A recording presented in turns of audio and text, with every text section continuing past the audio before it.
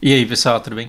Bom, voltei aqui. Eu tô com uma agenda bem esburacada hoje, então os vídeos eles vão acontecer aos soquinhos, eu vou falando conforme dá tempo.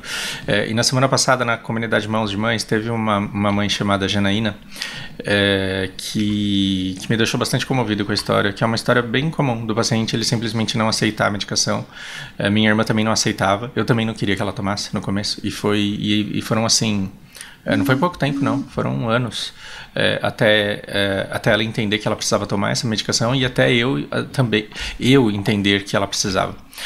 Porque quando o paciente surta, a gente sempre tenta encontrar um culpado, né? Não, foi a madrasta, foi a perda da mãe, foi a ausência do pai, foi o ex-namorado. Sempre a gente tem. E ainda mais porque a gente tem memórias vívidas de uma pessoa lúcida, de uma pessoa tranquila, calma, em controle. Então a gente quer resgatar essa imagem. E o que o remédio faz? A gente está falando bastante sobre medicação hoje. O remédio, ele desacelera. Então, assim, a pessoa ela tem finalmente paz, porque ela é atormentada por vozes, por um sentimento de perseguição, né? E de repente essas vozes vão embora, essa síndrome de estar sendo perseguido, observado, sabotado, ela se acalma. Mas em compensação, a pessoa se sente extremamente sonolenta, ela não tem energia para nada, ela mal consegue coordenar os movimentos do corpo dela. Não adianta você querer que um paciente de esquizofrenia medicado saia jogando basquete aí tenha um desempenho extraordinário, porque ele não vai ter. É o preço que ele está pagando pela paz cerebral dele. E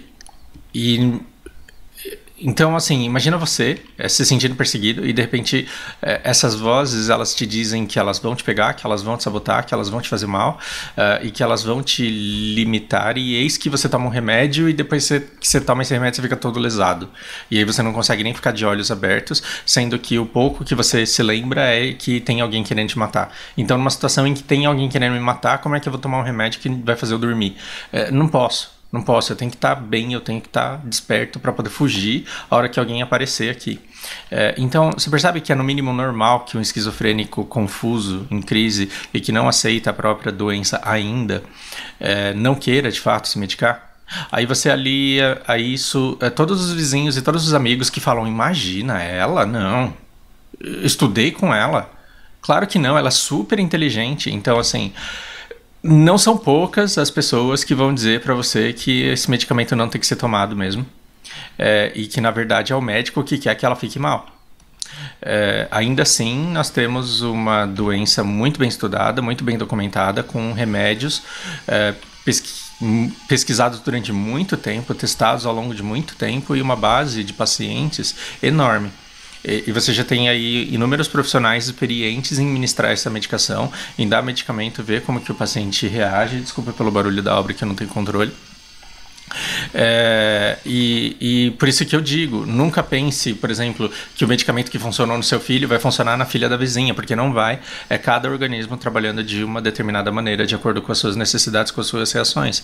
Mas isso tem que ser medido ao longo do tratamento. Então, eu acho que o problema pior do esquizofrênico recém-surtado é que ele surta, dá um medicamento que deixa ele pior, ou que não dá o resultado desejado. Aí o que você fala? Mano, joga esse remédio na privada e vamos pra igreja.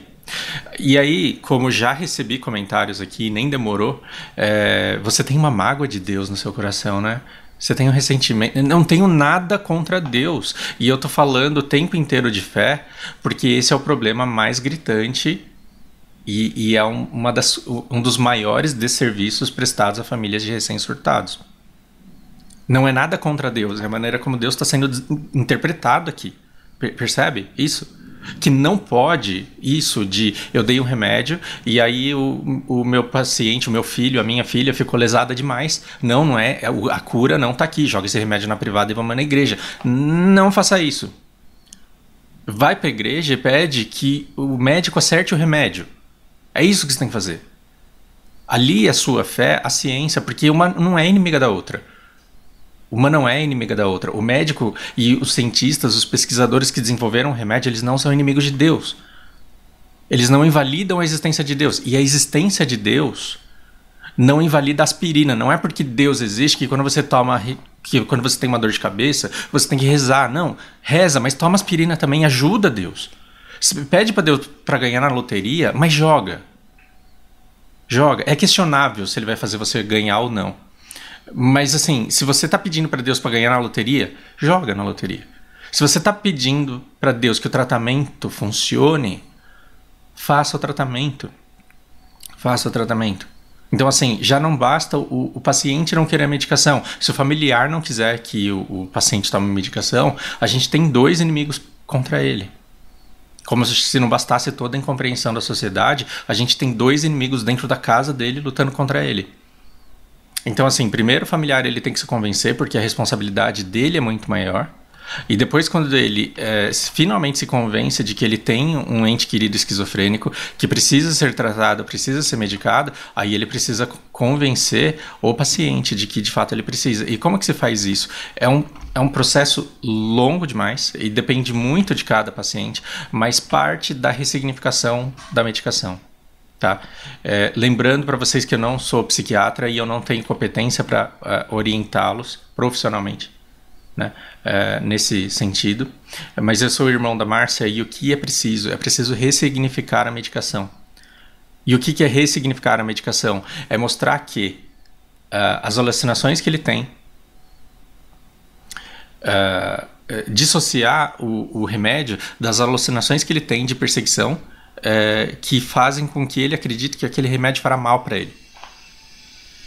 Porque se você está dizendo, filho, eu fiquei um tempão na fila do posto de saúde, eu consegui o remédio para você, eu consegui o médico para você, agora só tá aqui, a única coisa que você tem que fazer por mim é tomar. Só que do outro lado ele tá tendo uma alucinação que ele não consegue dissociar da realidade, que tá dizendo para ele, toma esse negócio aí porque você vai morrer, você vai cagar, você vai vomitar, você vai passar mal, toma isso daí porque isso daí tá envenenado, porque é muito comum que um esquizofrênico ele tenha medo de comer porque ele acha que ele vai ser envenenado, que ele tenha medo de dormir porque ele acha que ele vai ser esfaqueado, sufocado durante a noite, é muito comum. Então se você fizer com que ele tenha medo do remédio, não existe argumento que vá fazer com que ele queira tomar esse remédio, não existe. Então, assim, vai ser um longo processo de conversar com ele, de dizer para ele o que aquele remédio, na verdade, vai fazer. De conversar com ele do que são essas alucinações. Então, assim, pro resto da sua vida, pelo menos acontece comigo e com a minha irmã, pro resto da minha vida eu terei que dizer para ela, Márcia, você tem uma doença que faz com que o seu cérebro funcione rápido demais. Você confunde realidade com imaginação. Você imagina que pessoas que te queiram mal. É por isso que eu deixo ela sem telefone, para ela não achar que o telefone está tocando, para ela sair correndo atrás da voz que mandou ela para algum lugar. É por isso que eu deixo ela num lugar bastante seguro, onde poucas pessoas têm acesso. É por isso que eu tento fazer com que ela socialize muito pouco. E esse vai ser um gancho pro próximo vídeo que eu quero fazer de uma mãe também, que falou da dificuldade que são as festas de final de ano, quando ela não tem vontade de participar dessas festas, porque o filho dela não socializa, isso é muito importante. Às vezes a gente acha que a gente está fazendo mal pro nosso ente querido, por privá-lo de contato com outras pessoas. Quando, na verdade, às vezes tudo que ele precisa é de uma certa segurança, porque se ele for exposto a muita gente, ele vai tirar dessas pessoas combustível para achar que ele está sendo perseguido, para se sentir ameaçado. E a gente precisa criar um ambiente onde ele se sinta seguro. Eu não tenho uma receita mágica para fazer isso, mas vai precisar de muita conversa. E você vai ter que competir com essas vozes, não vencê-las. Você vai ter que concorrer com essas vozes, não vencê-las. Porque você pode passar 2, 3 horas dizendo para ele que não tem ninguém querendo fazer mal a ele. Você pode passar muito tempo dizendo que esse remédio não vai fazer mal para ele. Você pode passar muito tempo dizendo coisas óbvias. E daqui 5 minutos, mesmo ele tendo acreditado quando você disse, daqui 5 minutos ele pode voltar, tendo esquecido tudo aquilo que você disse e achando que você quer matá-lo, por exemplo, e achando que você quer dar veneno para ele. E lidar com essa dor é um negócio difícil. Hoje a minha irmã não tem mais isso, hoje ela entende. Então hoje a gente reverteu o medo dela. Antes ela tinha medo de ser envenenada, agora ela tem medo de ficar sem o remédio. Isso é ótimo, vocês não têm ideia do quanto. Porque ela tem medo que a alucinação, não que a alucinação coloque veneno na comida dela, ela tem medo que a alucinação suma com o remédio dela. Então, tá vendo? A gente conseguiu ressignificar a coisa de uma maneira de que a paz dela, a segurança dela está em tomar o remédio. E ela toma o remédio e ela fica bem. E ela tem pavor de ficar sem o remédio, mas aí quando ela vai lá na estante conferir, 10 vezes por dia, o remédio está sempre lá e ela está sempre calma. Quando ela vê o remédio, ela fica calma. Volta pro quarto e fica preocupada de novo. Vão sumir com o meu remédio outra vez. Aí vai lá na cozinha e vê se o remédio tá lá. Esse medo a gente não vai conseguir tirar para sempre. Vai ser uma luta interna e o paciente ele carrega isso. Quantas religiões não viram nisso, por ignorância ou por oportunismo, um demônio que precisa ser expulso do corpo. E quantas pessoas talvez não deixarão nos comentários que isso é um demônio mesmo e que eu sou um irmão que não tem amor pela irmã, porque senão eu levaria ela para exorcizar. Quantas pessoas não tiveram que passar por isso? Né? Então, já não basta os outros que não conhecem e o próprio doente dizendo isso para você. Então, não diga isso para você mesmo. Não diga isso para você mesmo. Quando o seu paciente amado disser para você que você está querendo fazer mal para ele, você tem que ter maturidade o suficiente para lidar com essa informação e saber que isso é mentira e tentar convencê-lo do contrário sem esperança de que isso vai acontecer, porque isso não vai acontecer, né? Bom, pode até acontecer, mas não vai acontecer porque o seu argumento foi bom. Vai acontecer porque você conseguiu conduzir os pensamentos dele nesse caminho. Entende o que eu estou querendo dizer? O maior sofrimento vem das famílias que querem que o cérebro do esquizofrênico ele funcione de maneira lógica. Quantas vezes você não viu algum familiar, algum parente, algum chefe, algum conhecido, ou você mesmo dizendo, mas eu já não te disse isso? Você não entendeu quando eu falei? É claro que a pessoa entendeu. Só que ela tem esquizofrenia. É a mesma coisa de você chegar para alguém com Alzheimer e falar, porra, mas você não lembra que eu te falei? Não. A pessoa não lembra. Mas eu falei, sim, você falou, mas a pessoa tem Alzheimer. Entende como, assim, essa angústia de... Ontem eu provei para ele que eu queria o bem dele, por que hoje ele tá com raiva de mim? É uma luta diária. É uma luta diária. Eu tô lidando com a Amanda, que é uma menina apaixonante, que tá jogando todos os remédios dela no lixo. A família sabe. A família tem fé que ela vai se curar pela fé. E ela tem fé de que ela vai se curar e de que ela não precisa, que ela é independente. Eu não posso obrigar a Amanda a tomar remédio, porque não posso. Pela minha irmã eu sou responsável. Se um dia a minha irmã ameaçar me bater, ameaçar me esfaquear, porque ela não quer tomar o remédio, eu vou tentar seguir o caminho que for necessário para que ela tome o remédio, para que ela não fique sem ele. Porque se o... Lembra da história da insulina? É tomar todos os dias. Tomar todos os dias. Se você deixar de tomar, você pode até tomar no dia seguinte, mas aí o seu pé já pode ter sido amputado. E aí o pé não volta mais. Esquizofrênica é a mesma coisa. Quanto mais ele fica sem remédio, mais a doença vai evoluindo. E ela vai evoluir num ponto que não vai ter volta. Daquele ponto não vai ter volta. Talvez ela tome remédio para não piorar, mas talvez ela não consiga regredir daquele ponto até onde ela avançou. Então não estou dizendo que essa é uma missão fácil e não é alguma coisa que você vai conseguir racionalizar. Mas insistir ali todos os dias é muito importante. Uma coisa que eu faço e que funciona é dar uma segunda versão da história e não ficar pressionando para que a pessoa acredite. Isso eu digo com todos os esquizofrênicos. Já que você não vai conseguir convencer afirmando taxativamente uma coisa, se a pessoa ela já está se sentindo ameaçada e você chega e fala, não, mas você tem que tomar, pronto, você virou mais uma ameaça. Você virou mais uma pessoa de quem ele tem que ter medo no meio de todas as outras. Eu tento dizer da maneira mais leve, mais suave possível, para que no meio de tanta voz agressiva ela tenha um contraponto pacífico.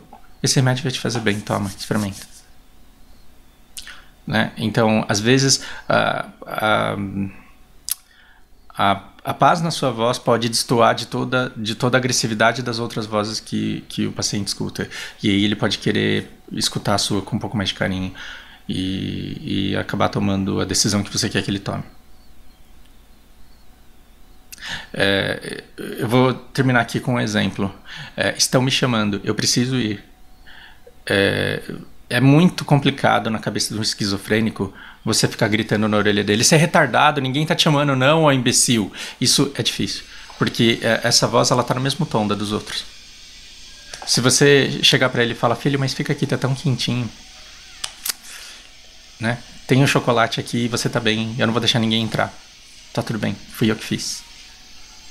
Talvez entre todas as vozes distoantes que ele pode estar ouvindo naquele momento, aliás, entre todas as vozes agressivas que ele está escutando naquele momento, a sua pode destoar e ele pode querer escutar mais a sua. Não estou dizendo que isso funciona com todo mundo, funcionou com a minha irmã, quando eu precisei fazer isso. E às vezes não funciona. Às vezes você tem que ir por outros caminhos. Minha irmã morre de medo de mim. E quem vê o medo que a minha irmã tem de mim acha que eu maltrato ela todos os dias.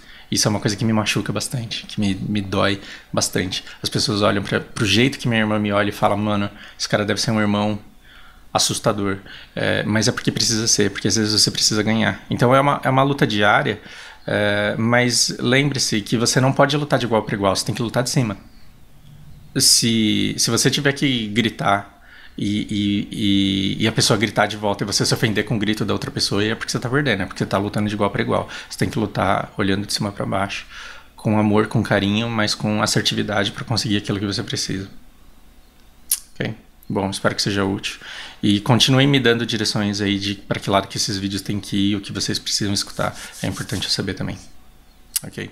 Por hora é isso. Grande abraço.